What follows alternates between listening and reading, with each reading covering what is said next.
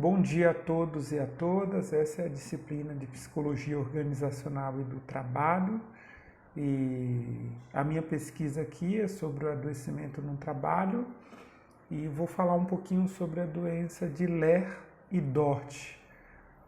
Para isso, eu acessei lá a plataforma da Cielo e estou tendo como base um trabalho do Luiz Gonzaga Filho e Alfredo Pereira Júnior, Lehr-Dort, multifatorialidade etiológica e modelos explicativos. Esse artigo ele vai discutir a proposta de uma abordagem integradora de fatores biopsicossociais envolvidos na gênese e evolução do adoecimento da Lehr e Dort. Primeira questão importante é o que é? São lesões por esforços repetitivos, Lehr, ou distúrbios osteomusculares relacionados ao trabalho, Dort. São um conjunto de doenças que afetam músculos, tendões, nervos e vasos dos membros superiores, dedos, mãos, punhos, antebraços, braços, ombro, pescoço e coluna vertebral, e também os membros inferiores, joelho e tornozelo principalmente, e que tem relação direta com as exigências das tarefas, ambientes físicos e com a organização do trabalho. Estudos datados desde lá o século XVIII, Ramazzani, referência a 1992, descrevem o sofrimento físico e mental dos escribas e notários acometidos por esses distúrbios. Nas últimas décadas, com as transformações no processo de produção, a reestruturação produtiva, isto é, a automação do trabalho de produção, e as elevadas exigências de produção também, a competitividade exacerbada e as mudanças na gestão do trabalho, junto com as novas políticas de gestão de pessoal. O que antes se restringia aos artesãos, escribas e digitadores, isto é, esse trabalho e esse adoecimento do esforço repetitivo, hoje se estende a diversas categorias de profissionais. Nós vivemos no que é chamado de uma espécie de transição de uma sociedade industrial para uma sociedade pós-industrial, onde se trabalha cada vez menos com a matéria-prima e cada vez mais com a informação e o processamento de dados.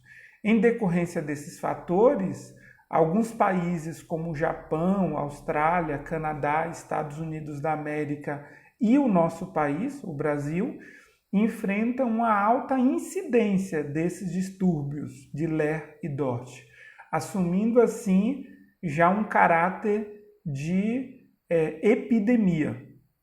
Segundo o Programa Nacional de Prevenção aqui do Brasil, as Lehr e Dort, conforme lá datado de 2002 na página da UOL, esses distúrbios atingem o trabalhador no auge de sua produtividade e experiência profissional. Quer dizer, justamente quando o trabalhador está ali no ápice da sua atividade laboral, ele acaba sendo atingido por esse problema.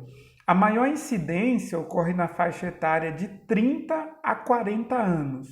As categorias profissionais que encabeçam as estatísticas são principalmente os bancários, digitadores, operadores de linha de montagem, operadores de telemarketing, secretárias, jornalistas, entre outros, sendo as mulheres as mais atingidas. Sobre a etiologia, isto é, a determinação das causas dessa doença, não há uma única causa para a ocorrência de Lehr e Dort. Há fatores psicológicos, biológicos e sociológicos envolvidos na gênese desses distúrbios, Então, não dá para a gente determinar um único fator. Tampouco determinar de que forma esses fatores interagem e qual é a proporção da responsabilidade de cada um deles, isto é, fatores psicológicos, sociológicos e biológicos, é uma responsabilidade bastante importante e é muito difícil, né, entender a dimensão do que cada um afeta na proporção desse adoecimento. No entanto, existem também abordagens parciais, né, que não consideram a integração desses fatores apresentados, o que inclusive acaba acarretando em graves distorções no diagnóstico, no tratamento e na prevenção, trazendo especialmente prejuízos aos portadores desses distúrbios. Serão apresentadas 3 abordagens. A primeira abordagem é o viés psicológico desse adoecimento da Lehr e Dort. Inclui-se nessa visão aqui os trabalhos que alegam serem esses distúrbios decorrentes de processos psíquicos, geralmente desvinculados das condições e da organização do trabalho, ou de uma predisposição psíquica oriunda de características específicas da personalidade. Essa visão de viés psicológico sugere a inexistência dos distúrbios biológicos e afirmam que a origem das Lehr e Dort está na intenção de fugir de problemas e traumas psicológicos, não necessariamente ligadas a um ambiente profissional. A somatização ou conversão histérica aconteceria como expressão da insatisfação de necessidades e desejos não realizados, isto é, o trabalhador teria insatisfação e desejos não realizados e isso seria somatizado, esses sintomas apareceriam no corpo em forma de Lehr e Dort. Ainda nessa perspectiva, esses distúrbios, em uma visão psicotomática, poderiam estar ligadas a um comportamento compulsivo, que só se expressaria diante de uma organização do trabalho patogênica, ou seja, a organização do trabalho aproveitaria e iria estimular o trabalhador com este perfil, gerando problemas decorrentes. A solução, portanto, para se livrarem de seus sintomas, segundo esta teoria, deveriam submeter-se essas pessoas, esses trabalhadores, a um tratamento psicoterápico que possibilitasse a lembrança dessas situações traumáticas que deram origem aos sintomas histéricos e assim promoveria para cada paciente a sua superação. Isto é, o problema não estaria no biológico e não estaria também no ambiente, seria de origem psíquica, a partir desses traumas. Um segundo viés é o sociológico, que atribui aos contextos socioeconômico e cultural um papel preponderante na determinação da gênese das Lehr e Dort. Nesta visão, destacam-se principalmente 2 correntes de pesquisa, os discursos da iatrogênese social e da simulação. Nessas abordagens, afirma-se que as Lehr e Dort são, na verdade, simulações que se caracterizam, na maior parte das vezes, como artifícios utilizados pelos empregados no conflito social com seus patrões, no contexto do trabalho, tendo em vista benefícios relacionados ao salário, autonomia, ritmo de produção, entre outros. Seria uma espécie de simulação, o trabalhador estaria simulando um adoecimento. As doenças iatrogênicas sociais são aquelas causadas por condições sociais específicas. Os proponentes desse conceito não negam a existência de um distúrbio, mas recusam o estabelecimento de um nexo com as condições e organização do trabalho. Além disso, esta corrente acredita na possibilidade de caracterização de uma dor normal, como sendo um caso de Lehr-Dort. Isto seria decorrente do incentivo ou encorajamento de sindicatos e colegas de profissão ou de alguns profissionais da saúde, visando, de alguma forma, trazer benefícios ou ganhos secundários aos trabalhadores, como a compensação monetária por sofrimento ou incapacidade. Dentro da visão sociológica das Ler-Dort, inclui-se também a abordagem marxista do distúrbio. Nessa perspectiva, as doenças ou esse adoecimento dos trabalhadores emergem como consequência iminente e necessária da lógica de produção capitalista. As Ler-Dort seriam encaradas, neste caso, como uma construção social, resultante do conflito de classes e de movimentos sociais dos trabalhadores. O terceiro e último ponto aqui é o viés biológico, é aquela que confere aos fatores fisiopatológicos, biomecânicos, ou seja, as características biofísicas dos indivíduos e características materiais do trabalho, as determinações sobre a gênese das Ler-Dort, ou seja, os fatores seriam apenas biológicos, desconsiderando os aspectos subjetivos e sociais desse distúrbio. Trata-se de uma visão mais aceita pelos profissionais de saúde. Admite-se, portanto, neste caso, a lesão dos músculos, tendões ou nervos, responsabilizando-se os movimentos repetitivos, o uso excessivo de força ou movimentos rápidos ou uma combinação desses fatores. O problema é que muitas vezes não há sinais objetivos que caracterizem a doença, o que dá margem a interpretações como as citadas acima, que negam o distúrbio e que sugerem uma espécie de simulação do trabalhador. Isto é, o problema em si não existiria. A questão da multifatorialidade. No diagnóstico, prevenção e tratamento das Ler-Dort pelas equipes de profissionais do sistema de saúde, tem-se adotado a perspectiva de multideterminação desses distúrbios, ou seja, de que são afecções multifatoriais, cuja abordagem exige investigação das dimensões biomecânicas, cognitivas, sensoriais e afetivas da atividade do trabalho. O Ministério da Saúde, numa explanação em 2000 no site lá do Ministério, orienta para a constituição de uma equipe multidisciplinar dentro dos serviços especializados de saúde no Brasil, baseada nesta abordagem multifatorial para a investigação do diagnóstico, prevenção e tratamento. O diagnóstico das Ler-Dort é essencialmente baseado no histórico ocupacional e no exame clínico e físico dos pacientes. Muitas vezes, os portadores de Ler-Dort apresentam quadros clínicos onde os sintomas e a dor crônica não condizem com os resultados do exame clínico, Merlot 2001.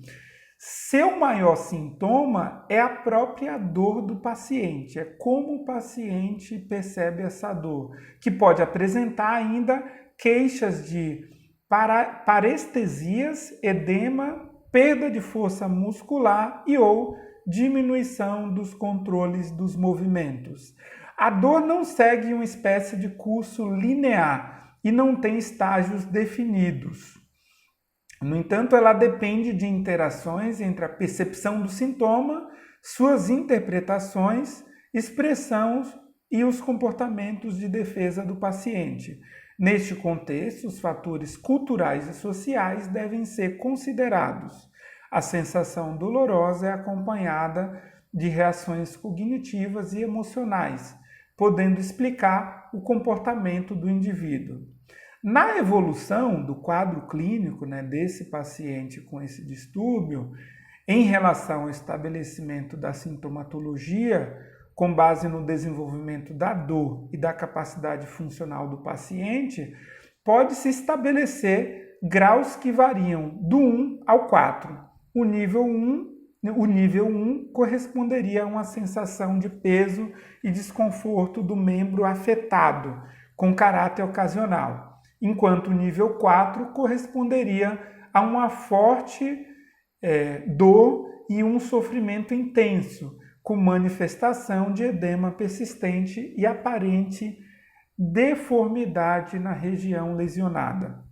Sobre o tratamento, o tratamento ideal é considerado como resultante da colaboração de diversos profissionais, entre eles psicólogos, terapeutas ocupacionais, fisioterapeutas, enfermeiros, acupunturistas, assistentes sociais, médicos e ergonomistas, ou seja, de uma equipe multidisciplinar, que deve responsabilizar-se pela avaliação de cada um dos casos atendidos e pela definição de um procedimento terapêutico individualizado correspondente. Esta equipe deve orientar e informar o paciente acerca de sua condição e contexto, visando a participação ativa deste no processo de recuperação, propiciar a emancipação e autonomia do paciente em relação ao tratamento adequado e sua sintomatologia, discutir as repercussões das LER e DORT no seu cotidiano familiar e social, possibilitar a ressignificação da doença, seus determinantes e suas consequências, diminuindo a ansiedade, angústia e depressão do cotidiano, aumentar gradativamente a capacidade laboral e possibilitar o seu retorno ao trabalho, a readaptação do trabalhador à sua atividade. As atividades a serem desenvolvidas e que englobariam esses objetivos incluem a terapia corporal, fisioterapia, acupuntura, grupos de informação e aconselhamento, grupos terapêuticos, tratamento medicamentoso, entre outros. A abrangência de todos esses aspectos no tratamento deve-se à pouca eficácia dos tratamentos isolados e à conduta dos portadores de LER-DORT, que frequentemente apresentam um quadro de dependência, passividade e resignação em relação ao adoecimento. Com os surgimentos das LER-DORT, há uma desestruturação da identidade na experiência do paciente, frequentemente seguida de quadros graves de depressão.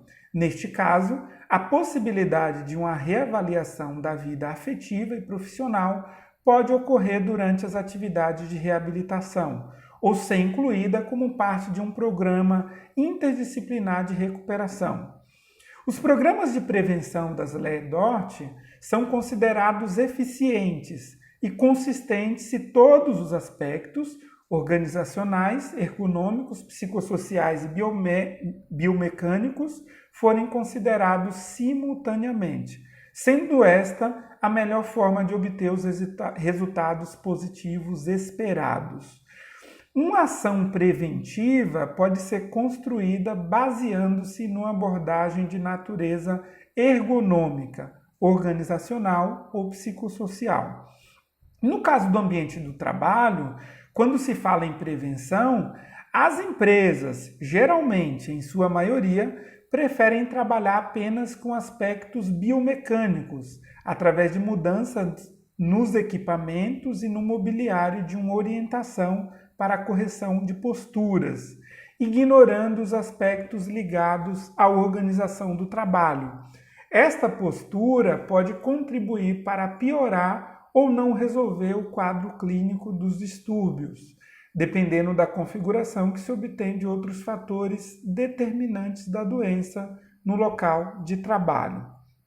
Por fim, as LER-DORT desafiam as condutas médicas tradicionais, pois são multideterminadas, exigindo investigações dos aspectos biomecânicos, cognitivos, afetivos, entre outros, da atividade desenvolvida pelos pacientes, dificultando a atuação dos profissionais da saúde, preparados para trabalhar sob a égide do paradigma reducionista biológico da medicina tradicional, Para a constituição de uma agenda de pesquisas para os casos de Lé-Dort, é importante tratar-se de um problema de saúde pública, que denuncia a insuficiência dos paradigmas e das práticas dessa área, exigindo, assim, a criação de um campo multidisciplinar nos serviços públicos de saúde.